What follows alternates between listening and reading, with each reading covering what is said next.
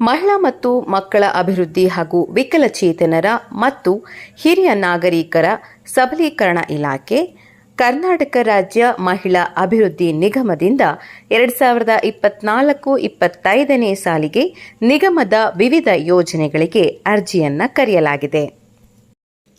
ಉದ್ಯೋಗಿನಿ ಯೋಜನೆ, ಚೇತನ ಯೋಜನೆ, ಧನಶ್ರೀ ಯೋಜನೆ, ಲಿಂಗತ್ವ ಅಲ್ಪಸಂಖ್ಯಾತರ ಪುನರ್ವಸತಿ ಯೋಜನೆ, ಮಾಜಿ ದೇವದಾಸಿ ಮಹಿಳೆಯರ ಪುನರ್ವಸತಿ ಯೋಜನೆಗಳಿಗೆ ಅರ್ಜಿಯನ್ನು ಕರೆಯಲಾಗಿದೆ. ಮಹಿಳೆಯರು ಆದಾಯ ಬರುವಂತಹ ಉತ್ಪನ್ನಕರ ಚಟುವಟಿಕೆಗಳಲ್ಲಿ ತೊಡಗಿಸಿಕೊಂಡು ಸ್ವಯಂ ಉದ್ಯೋಗಿಗಳಾಗಲು ಬ್ಯಾಂಕುಗಳ ಮೂಲಕ ಸಾಲ ಮತ್ತು ನಿಗಮದ ಮೂಲಕ ಸಹಾಯಧನವನ್ನು ನೀಡಲಾಗುತ್ತಿದೆ. ವಯೋಮಿತಿ 18ರಿಂದ 55 ವರ್ಷಗಳ ಒಳಗಿರಬೇಕು. ಪರಿಶಿಷ್ಟ ಜಾತಿ ಮತ್ತು ಪರಿಶಿಷ್ಟ ಪಂಗಡದ ಫಲಾನುಭವಿಗಳಿಗೆ ಸಾಲದ ಘಟಕದ ವೆಚ್ಚಕ್ಕಾಗಿ ಕನಿಷ್ಠ 1 ಲಕ್ಷದಿಂದ ಗರಿಷ್ಠ 3 ಲಕ್ಷಗಳವರೆಗೆ ಸಾಲ ಸೌಲಭ್ಯವನ್ನು ನೀಡಲಾಗುತ್ತಿದೆ. ಸಹಾಯಧನದ ಮೊತ್ತ 50% ಅಂದರೆ ಗರಿಷ್ಠ 1,50,000 ರೂಗಳವರೆಗೆ ಸಹಾಯಧನವನ್ನು ನಿಗಮವು ನೀಡುತ್ತಿದೆ. ಕುಟುಂಬದ ವಾರ್ಷಿಕ ಆದಾಯದ ಮಿತಿ 2 ಲಕ್ಷದ ಒಳಗಿರಬೇಕು. ಸಾಮಾನ್ಯ ವರ್ಗದ ಮತ್ತು ವಿಶೇಷ ವರ್ಗದ ಫಲಾನುಭವಿಗಳಿಗೆ ಘಟಕದ ವೆಚ್ಚಕ್ಕಾಗಿ ಗರಿಷ್ಠ 3 ಲಕ್ಷಗಳವರೆಗೆ ಸಾಲ ಸೌಲಭ್ಯವನ್ನು ನೀಡಲಾಗುತ್ತಿದೆ. ಇದರಲ್ಲಿ ಸಹಾಯಧನದ ಮೊತ್ತವಾಗಿ 30% ಅಂದರೆ ಗರಿಷ್ಠ 90,000ಗಳವರೆಗೆ ಸಹಾಯಧನವನ್ನು ನಿಗಮವು ನೀಡುತ್ತಿದೆ. ಕುಟುಂಬದ ವಾರ್ಷಿಕ ಆದಾಯದ ಗರಿಷ್ಠ ಮಿತಿಯನ್ನು 1,50,000 ರೂಗಳಿಗೆ ಮಿತಿಗೊಳಿಸಲಾಗಿದೆ. ಎಲ್ಲ ವರ್ಗದ ಮಹಿಳೆಯರಿಗೆ ವಯೋಮಿತಿ 18ರಿಂದ 55 ವರ್ಷಗಳ ಒಳಗಿರಬೇಕು. ಇನ್ನು ಚೇತನ ಯೋಜನೆ, ದಮನಿತ ಮಹಿಳೆಯರಿಗೆ ಆದಾಯೋತ್ಪನ್ನ ಚಟುವಟಿಕೆ ಕೈಗೊಳ್ಳಲು 30,000 ರೂಗಳ ಪ್ರೋತ್ಸಾಹಧನವನ್ನು ನೀಡಲಾಗುತ್ತಿದೆ. ವಯೋಮಿತಿ 18 ವರ್ಷ ಮೇಲ್ಪಟ್ಟು. ಧನಶ್ರೀ ಯೋಜನೆ, ಮಹಿಳೆಯರಿಗೆ ಸ್ವಯಂ ಉದ್ಯೋಗ ಕೈಗೊಳ್ಳಲು 30,000 ರೂಗಳ ಪ್ರೋತ್ಸಾಹಧನವನ್ನು ನೀಡಲಾಗುತ್ತಿದೆ.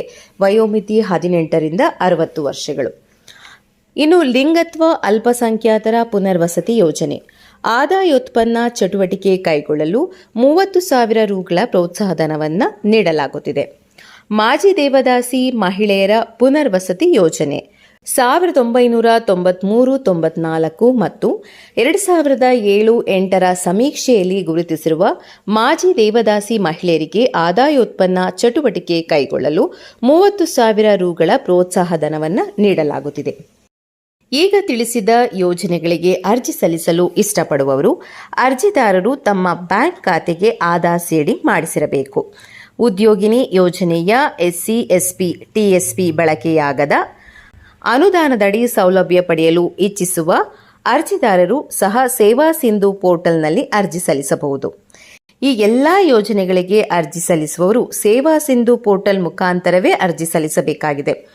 ಅರ್ಜಿದಾರರು ಬಾಪೂಜಿ ಸೇವಾ ಕೇಂದ್ರ, ಗ್ರಾಮ 1, ಬೆಂಗಳೂರು 1, ಕರ್ನಾಟಕ 1 ಕೇಂದ್ರಗಳಲ್ಲಿ ಅರ್ಜಿ ಸಲ್ಲಿಸಬಹುದಾಗಿದೆ.